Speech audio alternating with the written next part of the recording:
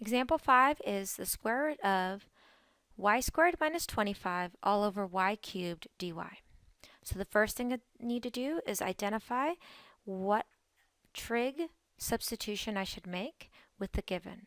Well, the given is a variable squared minus a number squared, so that means that my substitution should be the secant of theta. Again, let's identify what a is and what u is. So in this case, a squared is 25, so a is 5. And u squared is y squared, u would equal y. We know that we need to let u equal a secant of theta. So in our case, we have that y should equal 5 times the secant of theta. So if we set up our triangle, well, first I need to solve this for the secant of theta. So y over 5 is equal to the secant of theta. So if this is theta, I know that the hypotenuse would be y and that the adjacent side would be 5, and then using Pythagorean theorem, this opposite side becomes the square root of y squared minus 25. So if I go here, I know that I'm going to have to replace the square root of y squared minus 25 with something trigonometric, and 1 over y cubed and dy. Well, first, let's identify what the square root of y squared minus 25 would be. Well, looking at my triangle, that's going to involve the opposite side of theta and the adjacent side of theta, so I know that that's going to be tangent.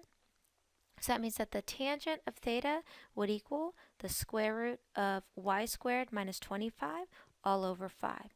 Solving for the square root of y squared minus 25, I get that 5 tangent of theta would equal the square root of y squared minus 25. Because again, I need to eliminate that square root of y squared minus 25. So far I can replace it with 5 tangent of theta. Then I need to multiply that by 1 over y cubed. Well, I know that y is equal to 5 secant of theta. So that means that y cubed would be 125 secant cubed theta. Now I just need to determine what is dy equal to. Well, if I have that y is equal to 5 secant of theta, its derivative, dy, would be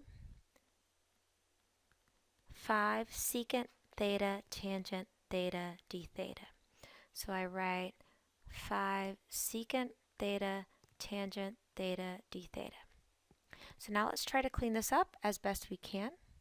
The first thing we notice is we have 25 in the numerator and 125 in the denominator, so all this will cancel and I'm just left with a fifth, which is a constant multiplier, and we'll pull that out of our integral. So 1/5 times, and we also might notice that one of our secants cancel, so we'll go ahead and cancel that. And then we have tangent squared in the numerator and secant squared in the denominator. So I have tangent squared theta over secant squared theta d theta. And now I have to work this integral. Well, in this particular integral, I have tangent is squared, and if it's even, I didn't really have an advice for even. And then I have secant is raised to the negative second because it's in the denominator, and I had no advice for if secant is raised to a negative power. So because it doesn't really fit the guidelines that we learned in section 8.2, we should probably look at converting this in terms of sine and cosine. So that's what we're going to do next. We're going to convert this in terms of sine and cosine. So we have 1/5 times tangent squared is sine squared theta over cosine squared theta. And if I'm dividing by the secant squared theta, I know that's the same as multiplying by its reciprocal, which is the cosine squared of theta. So I know that again, if I'm dividing by secant, this becomes multiplying by cosine squared theta. And at that point, I notice that my cosines cancel. So I'm looking at 1/5 times the integral of sine squared theta d theta.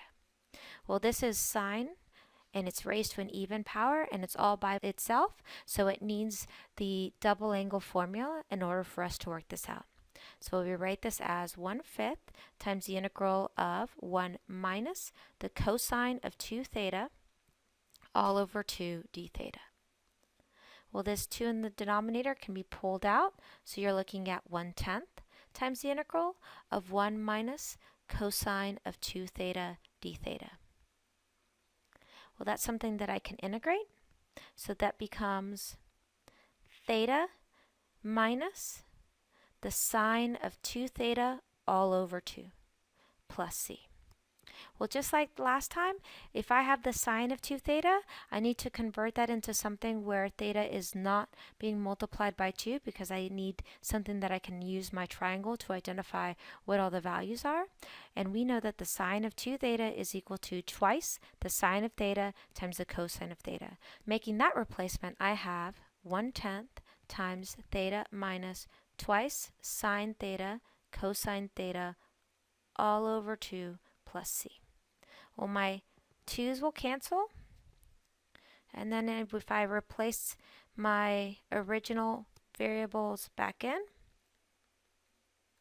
I need to figure out what theta is equal to. Well, I can't find theta from the triangle. I'm going to need to do that from the definition. I said that y is equal to 5 secant of theta. And I also said that y over 5 is equal to the secant of theta. So solving for theta, I get that the inverse secant of y over 5 would equal theta. So this is the inverse secant of y over 5 minus, now I need to figure out what is the sine of theta and what is the cosine of theta in terms of this right triangle. Well, the sine of theta, remember, is going to be opposite over hypotenuse. So I would write the square root of y squared minus 25 over y. And cosine is going to be adjacent over hypotenuse. So times 5 over y plus c. And then just cleaning this up as best we can. So distributing the 1/10 and multiplying and reducing, I would get that we have the inverse secant of y over 5 over 10 minus, between 5 and 10 we would reduce to a half. So you're looking at the square root of y squared minus 25 all over 2y squared plus c. So the integral of our original integrand, which was the square root of y squared minus 25 all over y cubed dy, is equal to this inverse secant of y over 5 over 10 minus the square root of y squared minus 25 all over 2y squared plus c. Let's look at our very last problem. This very last problem is asking us to solve the initial value problem. Now, the difference between this and everything that we've done before is if we are given an initial condition, right, so if we're given a point on the original function, we know that we can solve for c. That's the only thing additional that we're doing in example 6. So let's do separation of variables, get everything where it needs to be, and then work our problem out. So if I rewrite it over here, I have x squared plus 1 squared dy dx is equal to the square root of x squared plus 1. So separating our variables, I have that dy is equal to the square root of x squared plus 1 over x squared plus 1 squared dx. Well, I can reduce between the square root of x squared plus 1 and x squared plus 1 squared. So I'll do that first. So I know that dy is equal to 1 over x squared plus 1 to the 3/2 powers dx. So what I need to do now is I need to integrate both sides. Integrating the left and integrating the right. Well, the left is pretty easy. The integral of dy is just going to be y. So now I have to figure out what is the integral of 1 over x squared plus 1 to the 3/2. Well, that's not something that I can do at the moment, right? I'm going to need to make a trig substitution in order to work out this problem. Well, I also might note that x squared plus 1 to the 3/2 is the same as the square root of x squared plus 1 cubed dx. Well, here I have my radical that I need to eliminate and rewrite as a trig sub.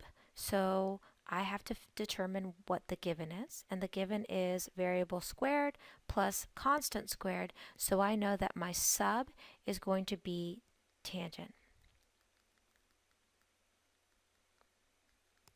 So determining here, u squared is x squared, so u is going to equal x. Here, a squared is 1, so a will equal 1. So I know I need to let u equal a times the tangent of theta. So in this case, x is going to equal the tangent of theta. Then I make my triangle.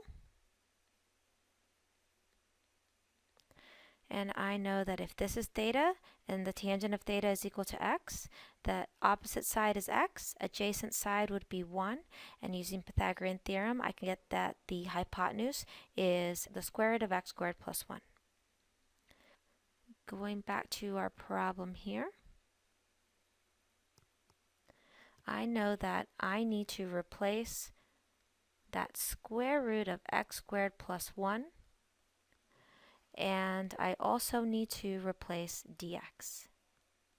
So let's figure out what the square root of x squared plus 1 is. We're looking at the triangle. That's going to involve the hypotenuse and the adjacent side. Therefore, I know that the secant of theta would equal the square root of x squared plus 1 all over 1. So the secant of theta is the square root of x squared plus 1. So I can make that substitution already. So I end up with the secant cubed. So secant cubed theta. Then I need to determine what is dx equal to. Well, again, I come back to my original definition here, and I know that x is equal to the tangent of theta, so its derivative, dx, the derivative of the tangent, is the secant squared of theta d theta. So I replace dx with secant squared theta d theta. If I eliminate what I can here, I know that I end up with just 1 over the secant of theta d theta. Well, 1 over the secant of theta is the same as the cosine of theta d theta, and that is something that I know how to integrate. Its basic form. So the integral of the cosine is the sine. So y is now equal to the sine of theta plus c. Well, I need to determine what is the sine of theta equal to in terms of this triangle, because it's not a trig function that I've already defined. Well, according to the triangle, the sine of theta would equal opposite over hypotenuse. So y is equal to x over the square root of x squared plus 1 plus c. Now we've integrated, the last step, or the new thing in here, is to use that initial condition, which tells us that when x is equal to 0, y is equal to 1. So I know that when x is equal to 0, y would equal 1. So in this case, c is going to equal 1. So the initial value problem would be y equals x over the square root of x squared plus 1 plus 1. The answer to the initial value problem is that y is equal to x over the square root of x squared plus 1 plus 1.